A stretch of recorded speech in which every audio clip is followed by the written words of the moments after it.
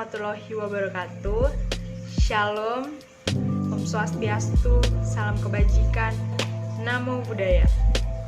Perkenalkan, nama saya Friska Diansyah Destuti, mahasiswa dari Universitas Esa Unggul Bekasi, Fakultas Ekonomi dan Bisnis, jurusan Akuntansi. Hari ini, saya akan menjelaskan mengenai keterampilan berbicara. Apa sih keterampilan berbicara itu? Keterampilan berbicara atau yang biasa disebut dengan retorika adalah seni berbicara dengan bahasa lisan meliputi proses penyampaian pikiran, ide, gagasan dengan tujuan melaporkan, menghibur, atau meyakinkan orang lain. Nah, dalam keterampilan berbicara ini memiliki beberapa hal yang perlu diperhatikan, antara lain adanya pembicara, adanya lawan bicara, adanya lambang atau bahasa lisan, dan menyampaikan ide, gagasan, atau maksud kepada pembicara. Kemudian ada manfaat-manfaat dari keterampilan berbicara. Yang pertama, komunikasi antara individu atau kelompok menjadi lebih efektif. Yang kedua, melancarkan pertukaran informasi. Ketiga, menambah kepercayaan diri. Keempat, menambah karisma dan wibawa. Dan yang kelima, mendapatkan kepercayaan dari masyarakat. Dan juga keterampilan berbicara itu memiliki tujuan. Yang pertama, yaitu tujuan informatif. Nah, tujuan ini itu menyampaikan gagasan atau maksud untuk membangun pengetahuan bagi pendengarnya. Lalu ada tujuan rekreatif. Nah, tujuan rekreatif itu memberikan kesan yang menyenangkan bagi diri sendiri maupun bagi pendengarnya. Berikutnya, tujuan persuasif. Tujuan persuasif merupakan tujuan pembicaraan yang menekankan daya bujuk sebagai kekuatannya. Dan tujuan argumentatif merupakan tujuan untuk meyakinkan pendengar atas gagasan yang disampaikan oleh pembicara. Ada dua bentuk dari keterampilan berbicara. Yang pertama ada monologika dan yang kedua ada dialogika.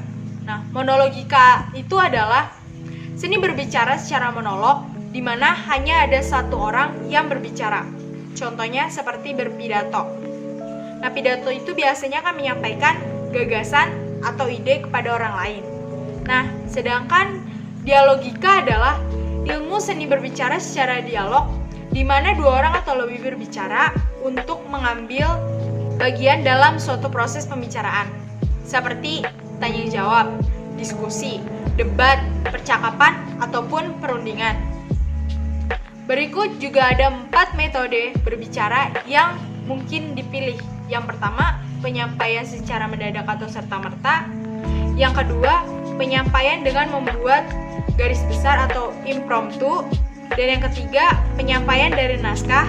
Yang keempat, penyampaian dengan menghafal. Ada juga faktor-faktor yang merupakan karakter individu. Yang pertama, keterampilan sosial. Keterampilan sosial ini adalah mengetahui apa yang harus dikatakan dan tidak, bijaksana dalam mengungkapkan gagasan atau ide. Dan yang kedua ada keterampilan semantik.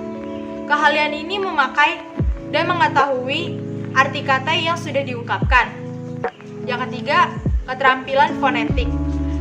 Keterampilan fonetik ini kecakapan dalam mengucapkan setiap kata atau yang dalam bahasa Inggris itu pronunciation.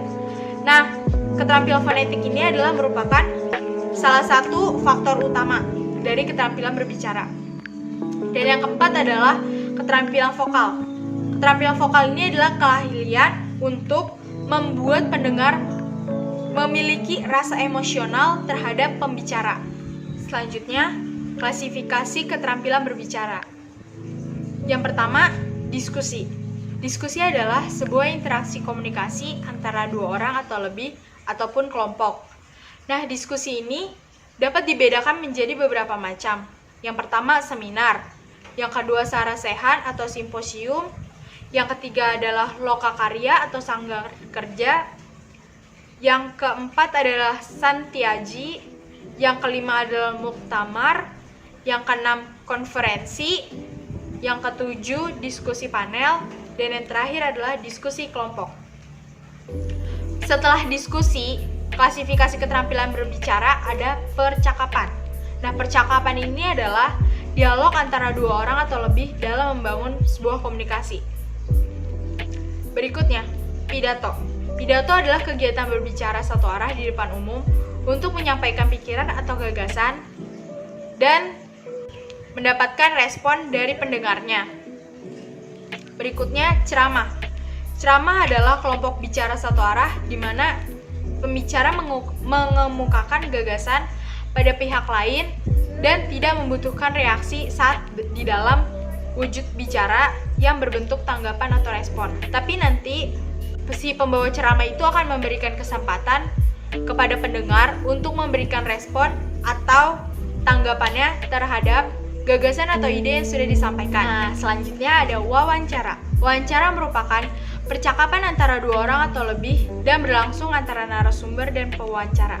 Biasanya, pewawancara itu sudah mengumpulkan data-data untuk ditanyakan kepada narasumbernya, dan narasumbernya akan menjawab pertanyaan-pertanyaan yang sudah ditanyakan oleh pewawancara.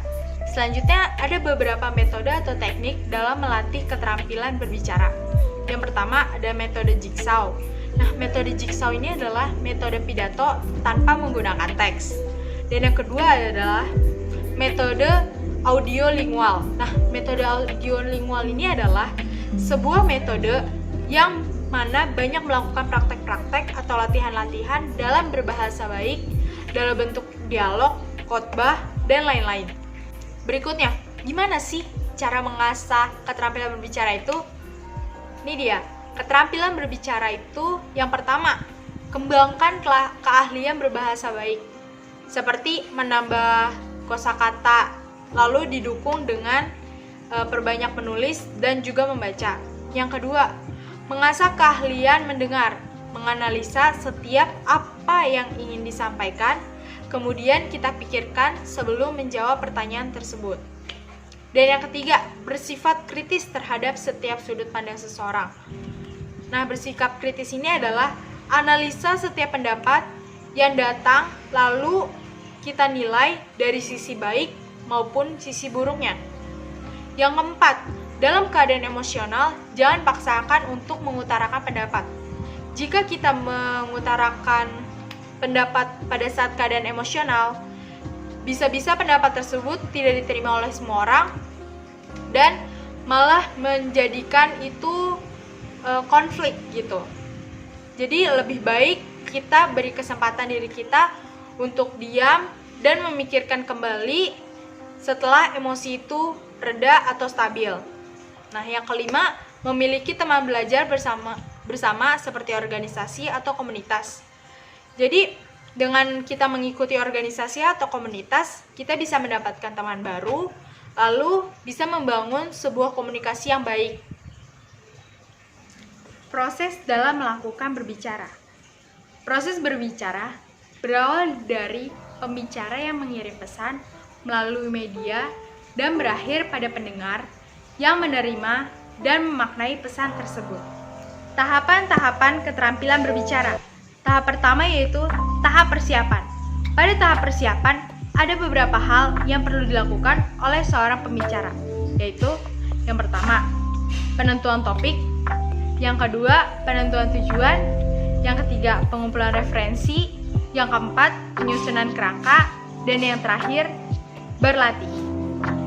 Tahap kedua yaitu tahap pelaksanaan berbicara. Pelaksanaan kegiatan berbicara dapat dilakukan beberapa tahap. Yang pertama, pembuka, yang kedua, pembahasan pokok, dan yang ketiga, penutup.